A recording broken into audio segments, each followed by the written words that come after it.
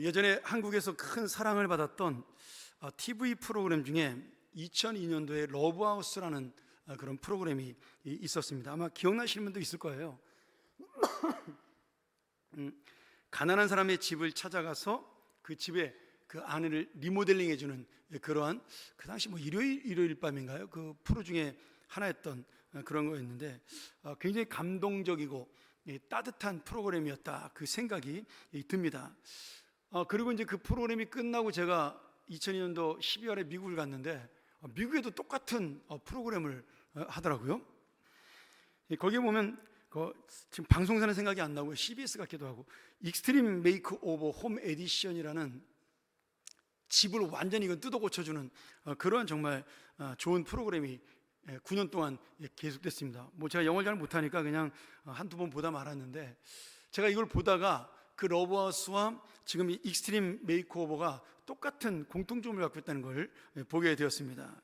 지금 이 익스트림 메이크오버는 가난한 사람뿐만 아니라 이라크 전쟁 당시에 있었던 이라크 전쟁에서 전사했던 참전용사의 유가족이나 또는 장애인이었던 시각장애자들 또는 가난한 사람들의 집을 9년 동안이나 고쳐주는 그런 프로그램이었어요. 이 집을 고쳐주는 프로그램의 공통점은 뭐냐면 이 클라이막스가 있습니다. 집수리가 다 끝난 다음에 처음 집을 공개할 때 눈을 가리고 이렇게 공개하지 않다가 마지막 순간에 그 집안에 들어가서 그 안대를 딱 풉니다. 그러면 새 집이 딱 등장하는 걸 보면서 다 박수치고 놀라고 좋아하고 옆에 있는 사람 포옹하고 이러면서 눈물 흘리고 좋아하는 그런 감동적인 장면이 참 인상적이었다, 그 생각이 들어요. 그런데 미국 프로그램도 똑같았어요. 미국은 좀 스케일이 크잖아요.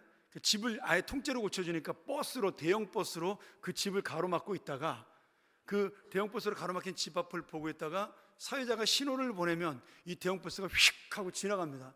그러면 거기에 완전히 변한 새 집이 등장을 하는 거예요. 그러면 너무나 기뻐하는 모습을 볼 수가 있는 것이죠. 그런데 거기에 중요한 것은 이 집을 고친 사람만 기뻐하는 것이 아니라 거기에 있는 고쳐준 사람들, 건축가, 디자이너, 사회자 모두가 다 같이 기뻐하고 감동한다는 사실입니다. 제가 이걸 보면서, 그리고 또 TV 보는 저희도 감동이 되는 거죠. 이 감동과 기쁨이 그토록 귀한 이유는 그 안에 새로운 삶 그리고 새로운 인생에 대한 진정한 기쁨이 담겨 있기 때문에 더 집을 고쳐준 것으로 끝난 것이 아니라 내가 이제는 새롭게 살 수 있다, 그 마음이 들어서 더 기쁘지 않았을까, 감동이 되지 않았을까 생각을 해보았습니다. 오늘 우리의 영적인 삶도 마찬가지죠. 내가 가지고 있었던 낡고 오래된 죄악, 욕심의 관습, 오래된 영적인 집을 허물고 이제 주님이 주어진 새로운 영적인 삶과 집으로 나아갈 때 그곳에 우리에게도 진정한 기쁨과 감동이 있습니다. 우리가 2주 전에 느헤미야 9장을 통해서 정말 예루살렘 성벽을 재건을 잘 마친 이스라엘 백성들이 자신들의 영적인 무너짐을 그 성벽 재건과 동시에 깨달으면서 회개하고 말씀 앞에 뜨거운 눈물을 흘렸던 그 사실을 우리가 기억하고 있습니다. 그들이 엎드려 주님 앞에 통곡하고 그리고 회개하며 정말 영적으로 다시 주님의 말씀대로 살겠다라고 결심했던 그러한 귀한 은혜의 내용들을 우리가 9장에서 살펴볼 수가 있었습니다. 오늘 10장도 마찬가지예요. 저희가 39절 마지막 절만 읽었지만 10장 전체가 바로 이 9장에 나타난 은혜의 연장선 안에 함께 있는 것입니다. 눈물의 회개, 마음의 감동, 그것으로 끝나는 것이 아니라 정말 주님까지도 감동시키는, 내가 감동받고 내가 기뻐하는 것으로 멈추지 않고 주님까지도 기뻐하게 만들고 주님까지도 감동을 주는 그런 구체적인 믿음과 결단의 삶으로 나아가는 장면이 오늘 10장에서 우리에게 보여주고 있는 것입니다. 저는 오늘 이 말씀을 통해 우리 안에도 하나님을 감동시키는 참된 믿음의 실천이, 이 감동을 넘어 정말 삶으로 나아가는 주님을 기쁘시게 하는 우리의 삶이 있는지 돌아보는 은혜의 시간, 그래서 나도 기쁘지만 주님도 기쁘게 하는 그런 귀한 예배가 되기를 간절히 소원합니다. 첫 번째로 마음의 감동보다 중요한 것은 우리 믿음의 실천입니다. 느헤미야 9장 38절, 우리가 2주 전에 배운 거죠. 거기에 보면 이렇게 돼 있어요. 다 견고한 언약을 세워 기록하고 우리의 방백들과 레위 사람들과 제사장들이 다 임봉하였다, 이렇게 말씀하고 있어요. 또 느헤미야 10장 1절, 우리 화면 한번 볼까요? 그 임봉한 자는 하가랴의 아들 총독 느헤미야와 시드기야, 이렇게 되어 있습니다. 지금 여기 임봉이란 단어는 제가 지난번에 설명드렸지만 도장을 찍고 그 문서를 밀봉을 해서 보관을 하는 것입니다. 그러면 이 뜻이 뭘까요? 도장을 찍은 것까지는 좋은데 밀봉해서 보관한다는 것은 단순한 약속의 서명을 넘어서 밀봉은 풀지 못하는 거지 않습니까? 내가 이 약속을 바꾸지 않겠다는, 하나님과의 맺은 이 결단을 내가 변하지 않겠다는 영적인 서약이 그 속에 담겨져 있는 것이죠. 그리고 이 영적인 서약을 가장 먼저 한 사람이 누구냐면 리더였던 총독 느헤미야입니다. 그리고 영적 개혁의 중심에 서야 그 다음에 제사장들과 레위인들이 뜻을 모았고 뒤이에 이스라엘의 일반 지도자들이 같이 서명하며 거기에 약속을 합니다. 너무나 많은 사람의 이름이 있기 때문에 그 서명에 다 동참하지는 못하지만 백성과 성전의 봉사자들 그리고 그들의 자녀들까지 모두 이 인장하는 약속에 서명을 하고 마음의 결단을 하게 되죠. 이렇게 지도자와 백성들이 한 마음으로 하나님 앞에 영적인 결단을 하자 눈에 보였던 이 성벽 재건을 넘어 죄악된 삶에서 돌이키는 이제 영적인 삶이 재건되는 역사가 일어나게 됩니다. 오늘 우리가 이 10장 전체를 읽어보면 은혜 받은 이 영적인 감동을 실제적인 삶의 변화로 바꾸는 그런 결단하는 구체적인 내용이 4가지로 요약이 돼서 나와 있습니다. 우리 화면을 보면서 한 가지씩 한번 우리의 마음과 어떤 것이 다를까, 아니면 어떤 것이 같을까를 한번 생각했으면 좋겠습니다. 하나는 가정의 구별됨입니다. 가정의 성별이에요. 29절 30절에 보면 우리 가정이 더 이상 이 세상의 성공, 야망, 욕심과 타협하지 아니하고 이 세상의 가치관과 손잡지 아니하고 내가 이방인과의 결혼을 금지하여 우리 가정은 순수한 하나님에 대한 신앙을 지키겠다라는 서약입니다. 두 번째는 안식일, 다시 말하면 시간을 거룩히 구별해 지키겠다는 안식일과 시간의 성별이에요. 31절에 보면 그동안 지키지 못했던 안식일, 그동안 지키지 못했던 안식년을 철저히 지켜 지금 내 삶과 내 시간의 주인 되신 하나님 앞에 우리가 정말 믿음대로 살겠다라는 그런 고백이죠. 세 번째로는 재물의 예물의 성별입니다. 32절 33절에 보면 하나님의 성전을 그동안 방치했는데 이 성전을 잘 관리할 수 있도록 자원하는 마음으로 성전세를 드리겠다라고 약속을 한 것입니다. 그 다음 4번째로 소유권의 성별, 35절과 38절입니다. 내가 가지고 있었던 농산물의 첫 열매와 11조를 주님 앞에 드림으로 내 소득의 처음이자 가장 귀한 것 그리고 모든 것이 하나님의 것임을 인정하는, 하나님의 주권을 인정하는 신앙의 고백이지요. 여러분, 이 결단의 내용들을 한번 하나씩 잘 보세요. 처음부터 끝까지 뭘 내려놓는 거예요? 내 욕심, 내 야망, 내가 원하는 것을 내려놓고 이제 오직 하나님의 은혜와 영광을 구하는 순수한 헌신과 믿음이 이 속에 담겨져 있습니다. 우리가 예배의 말씀에 은혜 받는 건 참으로 중요한 것 같아요. 이렇게 공적인 예배를 통해서 내 안에 하나님의 성령의 은혜를 받고 그 말씀 가운데 내가 살겠다라고 그렇게 은혜 받고 돌아가는 것은 너무나 중요합니다. 근데 더 중요한 게 있어요. 눈물과 가슴 뜨거운 찬양과 기도가 있는 것도 필요하지만 그러나 그보다 훨씬 더 중요한 것은 그 말씀을 듣고 내 안에 있는 욕심을 끊어내고 하나님 앞에 나의 시간을 거룩하게 구별하여 드리고 내가 가진 물질을 주님 앞에 헌신하고 희생하며 또 하나님과 나 사이에 무너진 관계를 회복하며 이웃과의 관계를 다시 한번 세우는 화목한 사람이 되는 그러한 삶의 실천이 우리 가운데 이스라엘 백성처럼 함께 있어야 한다는 거예요. 여러분, 거룩이라는 것은 뜨거운 감정과 마음의 어떤 감동만으로 끝나는 것이 아니라 삶의 구체적인 행동으로 나올 때 우리는 그것을 거룩한 삶이라고 말씀합니다. 여러분, 예수 그리스도가 왜 거룩한 삶을 사신 거예요? 그분은 말로만 가르친 것이 아니라 모든 삶으로 가르쳤고 마지막에는 그 삶을 주님 앞에 드렸어요. 십자가를 짐으로 우리를 사랑한다라는 그 말을 완전하게 실천을 하셨습니다. 그것이 바로 예수 그리스도가 우리에게 말씀하신 거룩이에요. 예수님은 우리에게 한 번도 너희가 거룩하라고 말씀하지 않았어요. 신약에 보면 거룩이라는 단어가 잘 나오지 않습니다. 그런데 그의 삶 전체가 그렇게 사는 것이 거룩이라는 것을 우리에게 몸으로, 삶으로 보여주신 것입니다. 그런데 우리가 이렇게 거룩하게 살아도 세상은 우리를 알아주지 않아요. 그렇다고 눈에 보이는 대단한 복이 우리에게 넘쳐 흐르는 것도 아닙니다.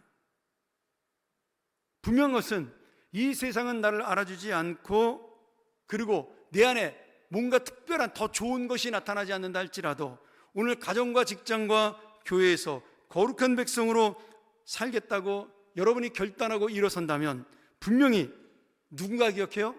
하나님께서 여러분의 이름을 기억해 주실 것입니다. 오늘 여러분, 그러기에 내가 오늘 하루 믿음으로 사는 것은 낙심할 일이 아닙니다. 실망할 일이 아니고 사실은 힘들기는 하지만 그것 때문에 무너질 일이 아니라 내가 주님을 바라볼 수 있는 은혜의 통로가 되는 것이죠. 오늘 다시 한번 이 말씀을 통해 내 이름이 정말 주님의 그 마음 가운데 새겨지는 이름인가를 돌아보는 진정한 거룩으로 나아가는 믿음의 사람이 되기를 간절히 축원합니다. 두 번째로, 삶으로 증명하는 믿음이 하나님의 역사를 일으킵니다. 우리가 읽었던 이 10장 39절의 마지막 말씀에 보면 이렇게 돼 있어요. 그래서 우리가 하나님의 전을 더 이상 버려두지 아니하리라, 이렇게 돼 있습니다. 지금 그들의 변화와 그들의 삶의 결단의 마지막이 어디로 가냐면 하나님의 성전을 다시 우리가 잘 유지하고 관리하고, 그리고 그것을 통해 예배를 제대로 드리겠다는 고백이에요. 여기 이 고백이야말로 오늘 모든 믿음의 서약과 결단을 한 가지로 묶어주는 핵심의 말씀입니다.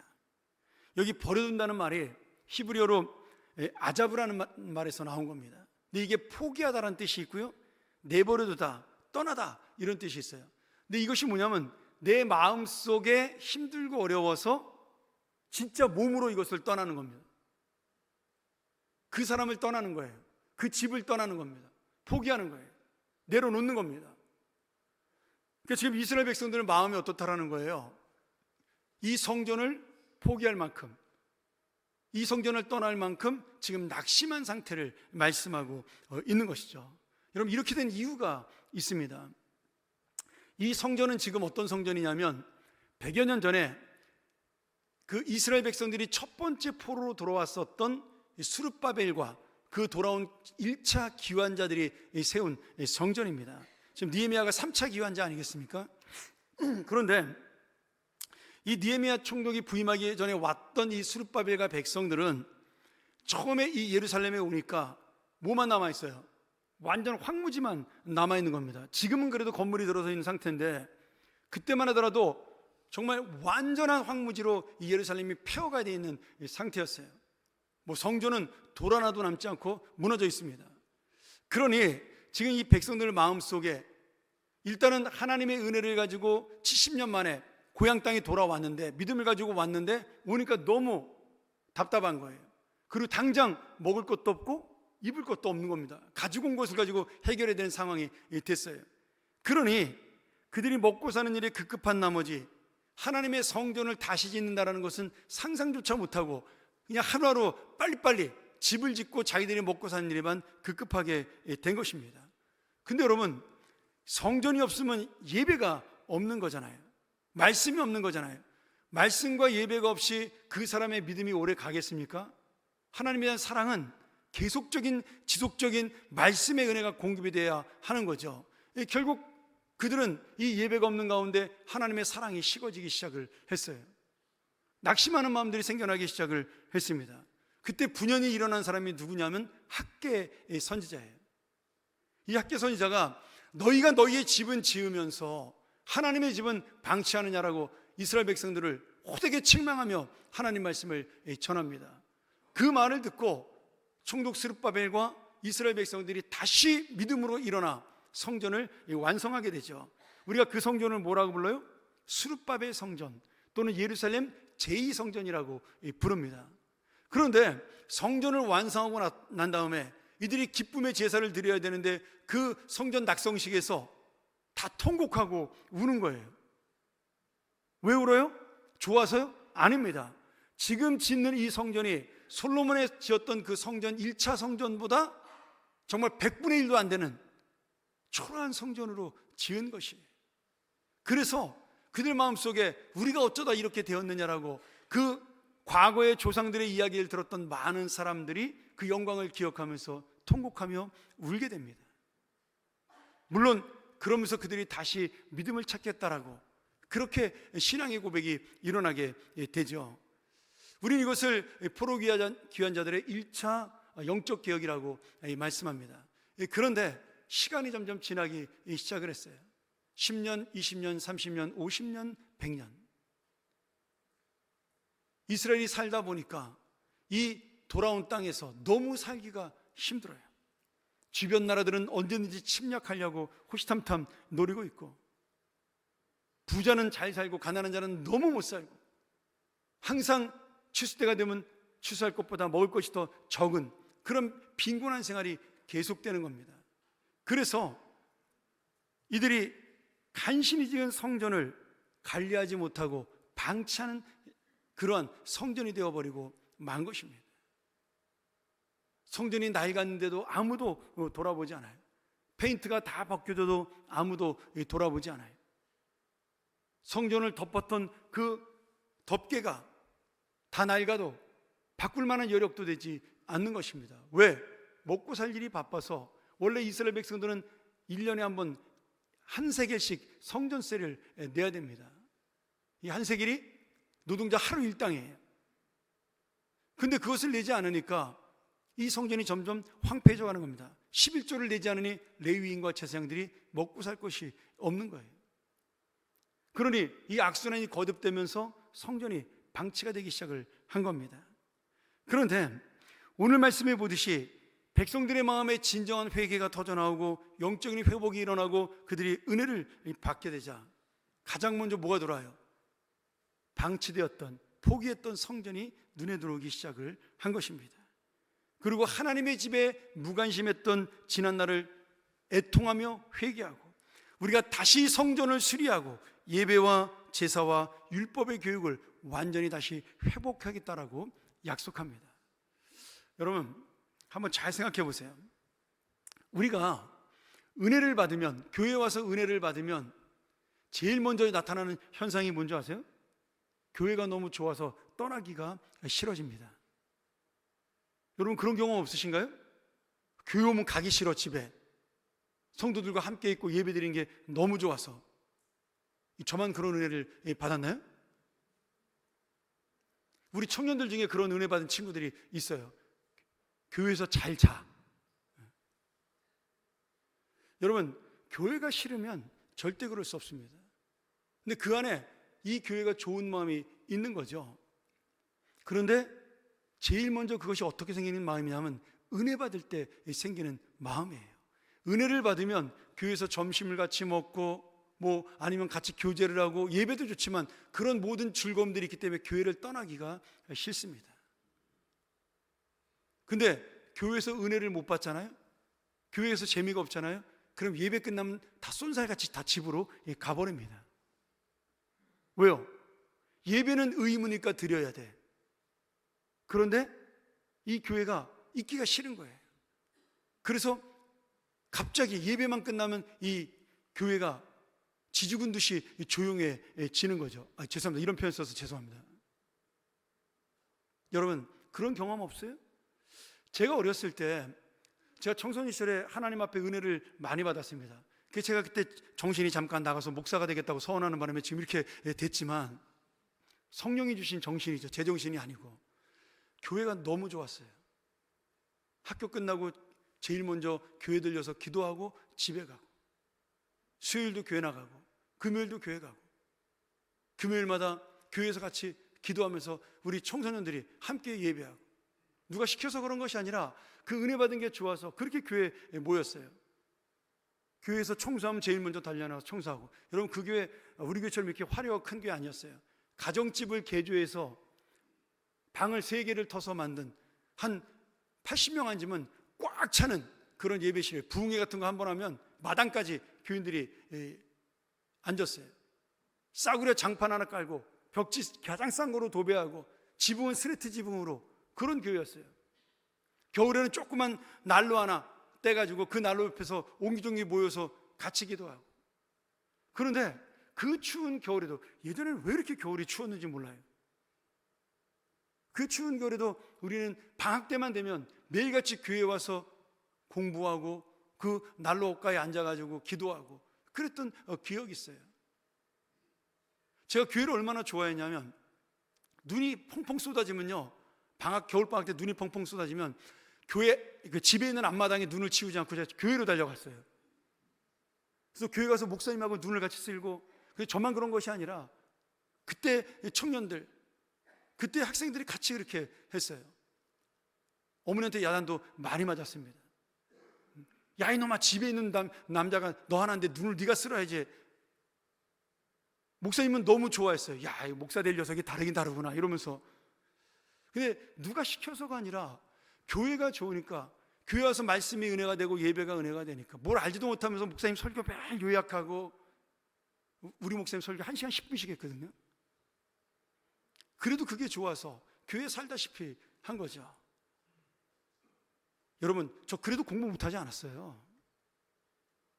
그래도 그냥 그런 대로 공부했습니다. 내가 지금 이 교회에 대한 사랑이 없는 것은 어쩌면 은혜가 없는 것이에요. 내가 이 교회에 대한 관심이 없는 것은 여러분이 지금 마음속에 영적인 회복이 없는 것입니다. 오늘 이스라엘 백성들의 마음속에 은혜가 있고 그 하나님의 말씀의 감동의 역사가 일어나자 가장 먼저 하나님의 집 성전이 생각이 난 것입니다. 이들은 눈에 보이는 예루살렘 성벽만 재건한 것이 아니라 영적으로 무너졌던 예배의 성벽을 회복했어요. 삶의 성벽을 회복했습니다. 그리고 견고하게 다시 쌓아 올리는 놀라운 역사가 일어나게 된 것이죠. 사랑하는 여러분, 오늘 우리가 주님의 크신 은혜를 깨닫고 감동을 받았다면 이제 우리의 시선이 어디를 향해 가야 할까요? 교회 고치란 얘기 아닙니다. 삶에 지치고 분주하다는 핑계로 혹은 내 개인의 문제에 매몰되고, 그래서 우리가 차갑게 방치하고 나도 먹고 살기 힘들어 무관심했던 하나님의 교회일, 하나님의 사명일, 그리고 하나님이 원하시는 이 세상 일이 우리에게도 지금 있다라는 거예요. 오늘 여러분, 은혜를 받아 감동을 넘어 하나님의 삶으로 나아가는 그리스도인은 무너진 것을 보며 가슴 아파할 줄 아는 그러한 믿음의 이 사람입니다. 그리고 그것을 다시 세우기 위해 기꺼이 내 팔을 걷어붙이는 그러한 헌신의 이 사람이죠. 죽어가는 영혼을 향한 전도와 선교, 소외된 이웃을 향한 사랑과 돌봄의 모습, 그리고 이 땅에 타락해져가는 사람들을 바라보며 안타까워하는 기도의 심령, 우리 자녀들이 믿음으로 자라기를 생각하는 정말 간절한 염원, 그리고 기도는, 또 이 교회 하나님의 놀라운 사역들에 대한 무관심했던 부분을 회개하고 다시 돌아온 일들, 바로 이것이야말로 예수님께서 우리를 위해 내주신 그 몸을 우리도 따라가 사는, 그것이 성찬의 삶이요 예수 그리스도의 남은 고난을 우리 가운데 담는 인생이라고 믿습니다. 사랑하는 여러분, 지금 내 눈에 들어오는 것이 무엇이에요? 내 아픔만 들어옵니까? 우리 가정의 힘든 일만 내 마음속에 들어오나요?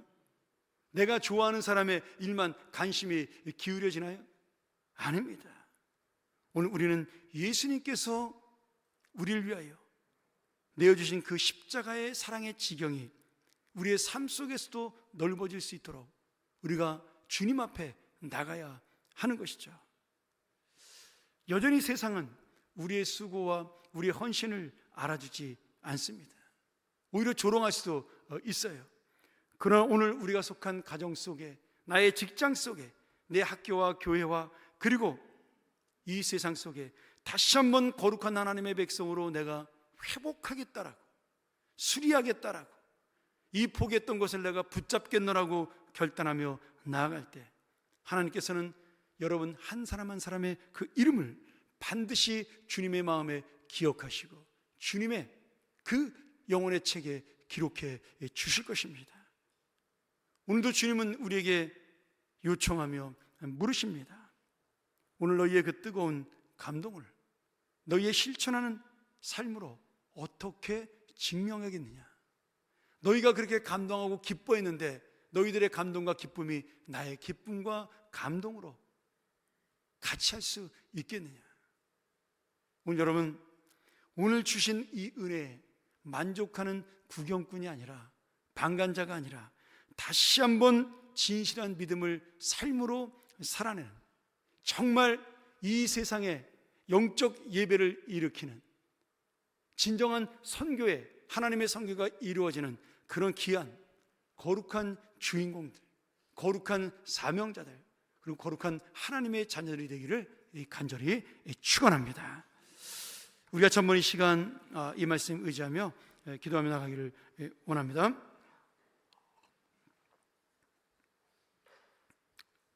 내 평생에 가장 복된 일, 좋은 일은 내가 예수님을 만난 것입니다.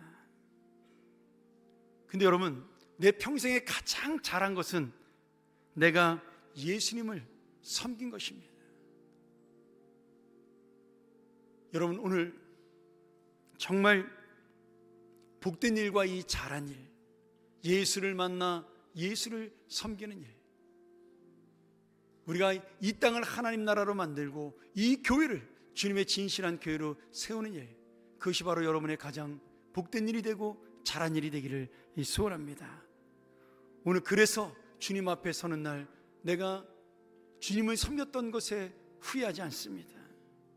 내가 걸어가는 이 모든 길도, 내가 살아가는 모든 인생도 나는 주님의 것입니다라고 다시 한번 고백하며 우리 이 시간 이 결단이 삶으로 나아갈 수 있게 해달라고, 내 마음의 감동과 기쁨이 나를 넘어 하나님을 감동시키고 하나님을 기쁘게 하는 삶으로 나가게 해달라고 우리 마음속에 함께 간절한 마음으로 기도하며 나아갑니다.